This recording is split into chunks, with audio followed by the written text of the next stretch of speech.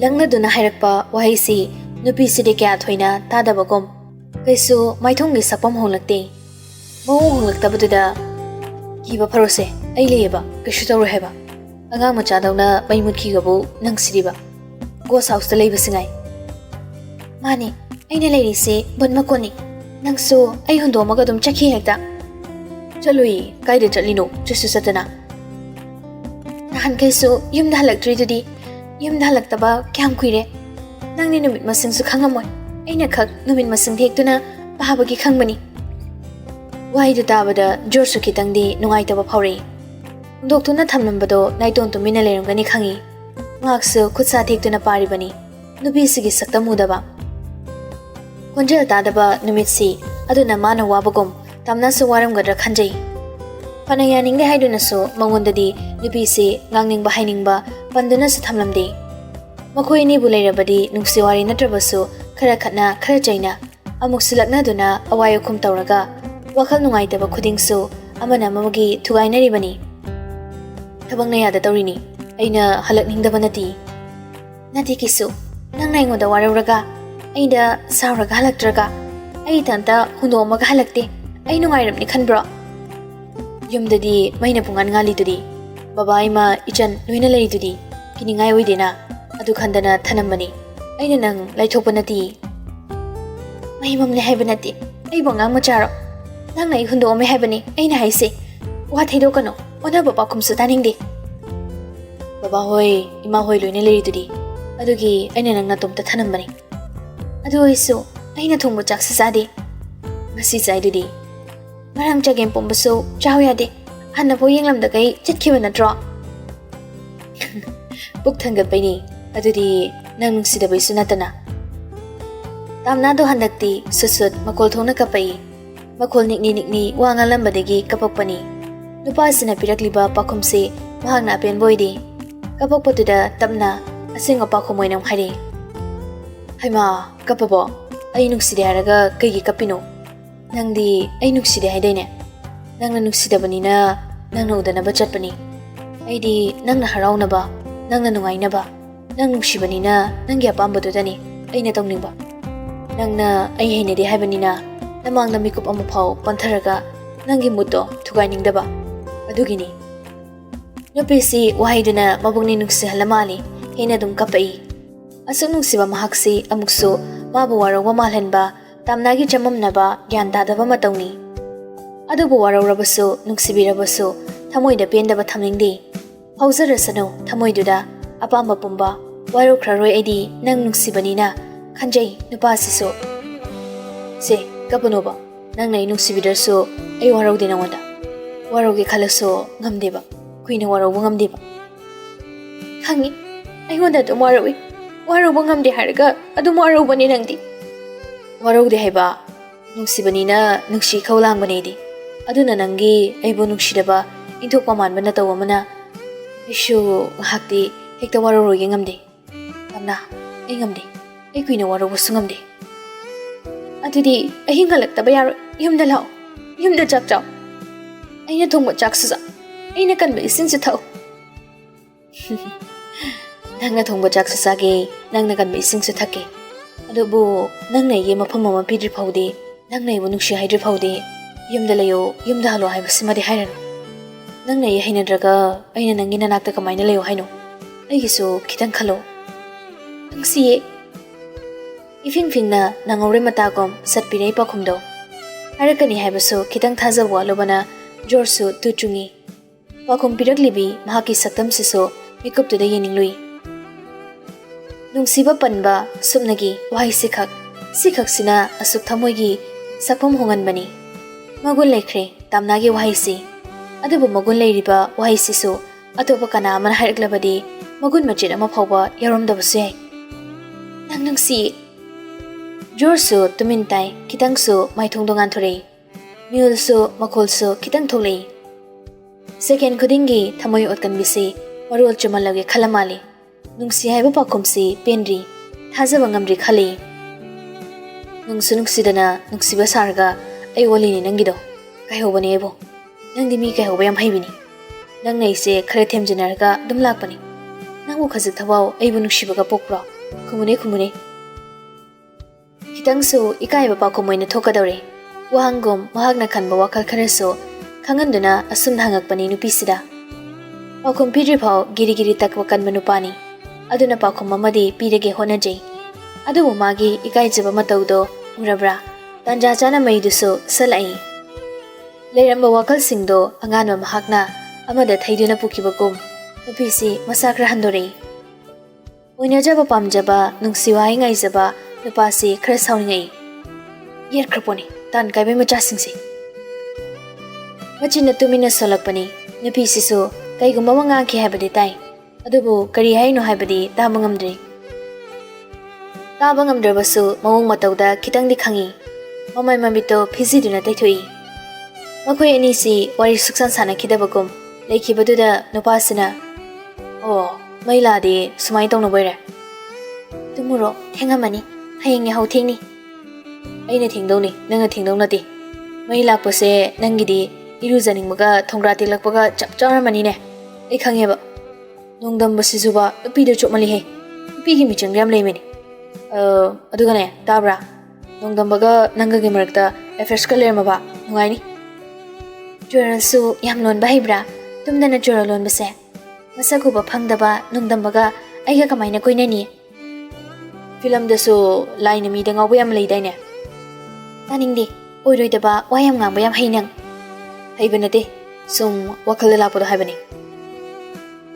tumo thengi ingani mo ai nungsidaso nang nungaina thamgese aina khalini nungaina tumuko nungaina pothau kaigama kanda romance torokesiani aidi I like everything you do sidani leijari yare tumuro taningderso si haraga sattomki George Hawalaga murum sonduna sofa room dong lai purai machagi mise tajayam khangdeb film da wari dadi patang cha chana muli du gai punsidana yiknabani yiknaba love ko loina ne hik thugai romantic scene se namdana kahailawan morul chumni tor amase phailaga mu chakreba murum solakano taningdi nupi amale ai ngak ta pothage ko nakhol da halakano doctor na stress leba male harpado khangbra au khangjai nangi khonjel do aigi stress ne hoi nanai wangang jaroi sanai be mabo pothabiro somna ithokpira baisune sofa da nongan jarage yekre sofa da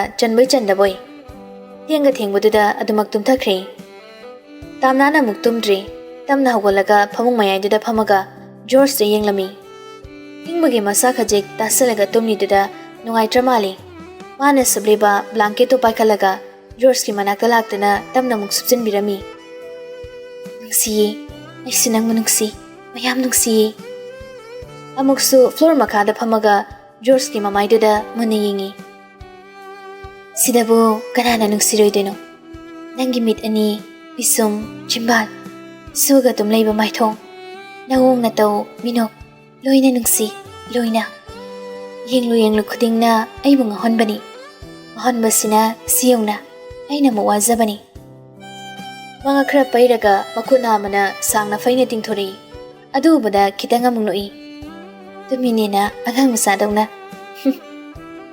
aina nanga thengna base kyam harawi adubu ai sai ya pamba tawge khanjaba ama khakle khibado kahen bibagi warobani nungsida banati tumo nungaina aina nangbo wahale khangi aigi wakhada aigi nungaina bahona bada nasagi phau khanma sangdaba nangni ai loina khangi aina nang amumuk warause nungsibaini thamoigi hol tamdaba nungsi kitang phau haudaba midadi waroroi asawa khakni phaugadaba makokta nungsina nalamlaga maso phamungna ka katuna muktumkhre ayuk yamna nganna biki joking halaga sumang namok thari haiduna chonglami Denmark sungana hagolami ngasidi nongmata sumna ngana hagotpiba nati mayamagi matauda ingak pungak langna boy kai busareklami kaino tamo kai lege asam ngana tanbutaleda tamuna ga yahungan khalakpose Denmark na more faudang kapthurugene yaksung siri more da yaruge tawni biki su sableptuna mayamada waraktun hari tamo mina wa mathak thangdo thobukti tawnagum sida hoi more chatlaningdraga saidene koi ngau he ngau hai dani baba gi mai khrasu yeng ko tamo nana pate karman ba ipa ibungu gi ne ma yeng dok saruk ne miche supang he pangjaroi kamla manda gum boi di phaba nupa sida kamla manda ma na di phasarni tamo nangsu haina thori haibam horami Denmark manau pada khara sulami angamaga wa makha taramda imungda changki somna kandana mok akang wawa chalaga hagolakpada tamna lairamdri blanket supam maduda mugengi aina ma ingni na pakachaba aduga mahana mo ingkhini na amuk bhaba seba ga fazalamini ne ba tawrisi aigi damuk suwa biraga lamlan bini sahaiba nungshi sahaiba nupi noisi mi olurana laina simna kane chapeng manaye mi jakhan mana marolam hairiba hagolaga balcony da muk tholaga lepi tamnana makha da muk dukali da muk nei nongmi balcony da khwang saudani ngami amung ha batari ni ingkhra kansida thabu phabi sargi talhermi mi masangam ni haraga ai shumamaga mana muk thabu suraga lermi toisi tamnasu dukat paloraga changki badagi masu barum da muk changkhre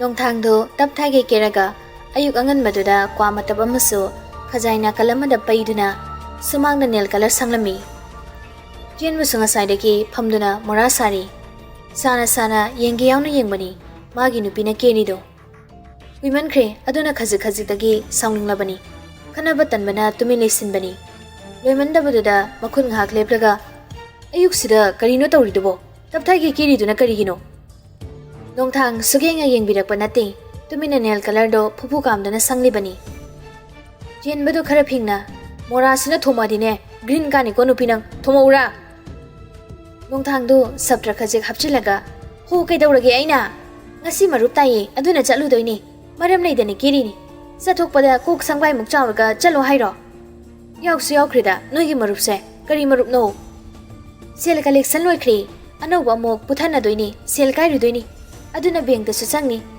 adu khara haina bani kharanga na jato bani cha isinga nathanda yang horo yausang mai thabu numi sibu bank hange haibrane aikhoi hum dang lei busida chak chana ma bok thongning da bani banang moi ta chawsu nong phadok ti thongmi bayai kaino ai da sungai lei dok saro nupi nang handak tine mawng mai tok towi ko nang nong tha mawng na lana lawre habai tapta fel lawr khawlei makeup nail color do pulapna pakhalaga ho thamoi do khre sak thopiu aikhoi dine noi ge thona chenjang bidu kumba nachada bado tawrisi nguni bank suti sida bank da jakani haisibo karino busibo kuide bega maya laga moktholei kariso hairamda chumring thonga lomda thokre chen basu kaiso haibaga nanghaude magi nupi gi makhada leibana phajana nupi na ngamlabani tumin morado saduna lehori thongal khazik tholakpaga phone da mawari sanarami kai leirino Denmark na ibima nangure laukok namang da khamiba black gari dani nongthang mamang lom da muyengami aduga muksu nokfetawi lai urudre ne idea gari ne na sinsinna thawgalai adudi kamaina khangdoiba aigi car makal sida nang hapningba aduini yare he mane te henjilei kamliba car dugi manak changsilabada thongdu sa hangdormi fatka khatkre gari dum sat mamai leiduna thauki lekai gi mi amani nedi uhorami misakto kanano khangaudrabasu somka manungda masangam de haiduna thabakam te yohanda kai dani tumin hiblido himningbaga nati jorsu nubi sanglibani sofa da phamlaga newspaper phaktoktuna paribra ganga tabanati tamnana masado kitang lengakpaduda newspaper do khajik khumjali thokpa yaroi ko washroom ni adudi chongro hogoluga washroom da mukchangki isau lang muslepamdi machin machaduna murum solibani tumin makol khara sathokna kai haino khangdemi na sunada basida namdana na handawri kari kokno khandi phone yengi suyada ba phamgu sumhi paleyui I karakter ne ipam to ek chatkini masi murum ga solaga amuk tholami gam makol ga do isau langni takning bagi thoami aduga mo phamung ga khakre George na sumtumin phamalai duda amuk onsinir hangai thabak chatpiroi dro Yam chathanningbro. Yaksang mai thaba numitni 5 days mukti ai su pothadori. Adudi chak to ga halasi yumlamda. Kari yaroi yaksang loibok sida leiduni. Kumai sidi yumda yawningi. Kumai haibasi yumgi miloi suraga nungaibani. Sidane na kumai manduni ne. Yumda nani pok chaba tumda biman bidugi masaktura ne. Amung na sangam da benjanabani. Haidoki mada. Haidok chau kibidena. Nangi na room da lola galore. Kapkira nupi nang dam pudarani. Napam chatki ga harakani ane. Adairi mo. Kana mori mo nang chachabani khoidi. Kanna lauradi napungni nungsidana kapki harakani. Damna handakti tumin lekri. Kidabra haisu sathina kiribani. Remina kagi wangwadagi kauri. Bungo, nangunaba mi laiye. Amta tholakiro. George tanbe haunabi. Mui jan ayuksna pilabani. Remina tanaba mukhumi. Awine tholage ngakta ngaramoyo. Nupi da monsilai.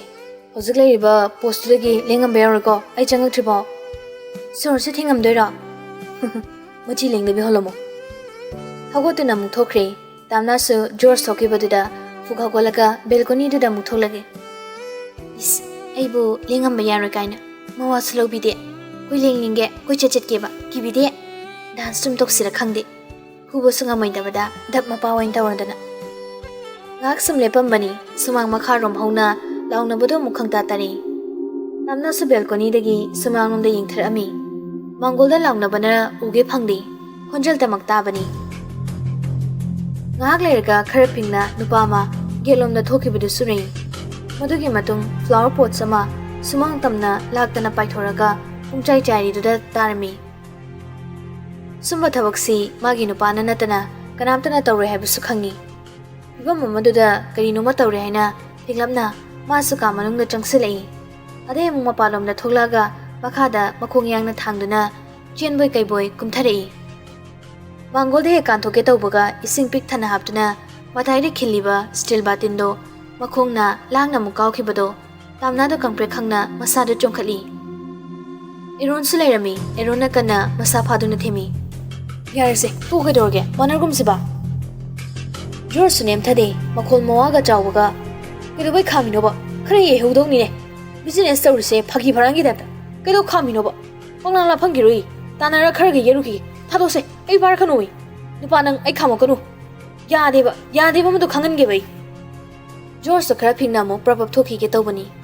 Eronga farm senaba nupa majani dugana amuk phajana bhonai. Yare ke dorge kupa ma bijakredana tumi lero ke dorge yam kana mukna busu afabu idiwani. Ngarang nahan khak thabak yawarga mapuga sardana minai machado aina business tawrise kyam wana isana honare ise khangdene. Dealer ga se nongthaktagi pudu thadarak pasingai khreba. Noi kana no ising da puthoro kuche khara soine. Tamna na khara phingna gensil luraga ising glass ama filter da yarga amuk puthoraga kaisu haide bida eronda pinai. Kharaga nemthadabaga glass su tap mulaga laktana hekta sumang tamna langkhai ki. Sabtrai so mata da tamna de mukso khangpre khangi. Erona haima karino anga loina mihul chengkhalamani ne. Nang toridubo. Ganja sida kari isingno. Minai machado makok tadene numaina namdongni. Ma kalau khidre yare thado umta parakam chang daga tap tap. Nemthari haujikso maina grang chakpani china sawi. Tamna sumoli sumanga langtokhiba ligli glass do khunjin makum thare. Akai busingdo khungek tobuga. Hey, adu kana na ngore khulu haige. Ha. Khanglaw lar pududa lingzumani do thak inkali. Listen get tawbani. Kanamtana haide. Makhwang do melega machin khumoi dani duda magi taina phamdu soibane ta chari. Nangna thonate tumine bir chalo. Aina machi lengam bayaro haba natra bana ngoda. Nang masune. Nang masu minanga musak pasilok denne nang. Nang gari na tholai den kumthari no. Maching marak sidane chabe na binang oina tholakanu ko. Ai maching onardi muk thabada wanthage harakani. Sauraga tamna haiba yadabani na machin khumude. Kirup mangolomda kakhalai. Pothau cho. Hoi, potharurage. Ado pochai lang khaina kanu ko. Makhuldo yam taningdeba. Nakungda jingjing bali. Harson bami ga oiradi lekthakrani. Ayoibagi kisto bidabani. Kiraba muksing amaga changki. Ha, kitang khon kan badana higi kapa mana kashu to bodamani kaina. Yarisi, amta to kai dorgi tawbi. Nakudo khara tatli do amta chamthuksise. Flower pot to langkhai bada khara tatki bani. Yamna thina sokpo budi nate. Erona ngang duga tadi mana thokpani. Mayam do mamai mako kam ta khanglamdi. George ki sauda sapra duda. Kazik soibaga pungjai di jaibi isau panglang da langbi tawbi re mayam duda. Itawbi. Itawbi lari. Amta chalome. Tabang mafam da tabak yam yami. Ai kyo shutaw dini. Numit kharani do suti oi do bana pending laita na khar yingsilamo. Bronson ga tawraga. Are dudi iren jana leroko. Ai ngak yaruki. Hoi, chalo. Eron su kuina leremre. Tabak chunbana adum chakre. Eron chatkibadaidi amuka hen henkre. Thembina ba kankatna balaitri. Imung da mung change. Hek changak pagani. Mafam mi cha da magi hek mamangda baltin ama leidu uri. Yumya isida kadai digi kono thamisibo. Laktana kawgi dehi. Mafam macham chada basibo. Hai baga tawbaga batindo mo khangkaw kawki. Ujikta da palom dagi insang thongna ba nga haptuna pukhalakpani. Ising khajik su hapaga. Floor da nga do piring chongka hek tai. Ising duna su pumtaw tawri. Amada muchi, amada mu ansili. Asoiba matuba yadre. Asawo phudokong uhelari. Mahusana sawa matamda mathong maram khangdabani. Mina usilamdana maungdana so hena sauduna lekhibani. Aina tolo piraga thamise potama bausin baitadi laibirano amta. Atopa mi thige. Chapikro, loin chapikro ba. Nungaibe am pame loinamak. Kamanungda tumin sum tarambani. Mina taba nungaroidaba yarakpotudadi fukhagolaga kagi thongdo hangdoktuna makhada mukum thari. Yumyagi thongzilda makhang metuna asoiba ko yingiba isau toriba nupa sigi khudangdo ta pairaga sur chingi. George ingangangna tumin magi nupina tawrido yarmi. Karino hainadi chamamne. Ka tamna changsilaga kagi thongdo mu thingjili. Prapra phamung mapabo chingsilaga kidaba saduna chairi. Tumina patharo yari. Mi amata leifam khangdre. Awo boloina chiki haira khangde. Nangna chikada wo mi da tanaraga chiucho yadro.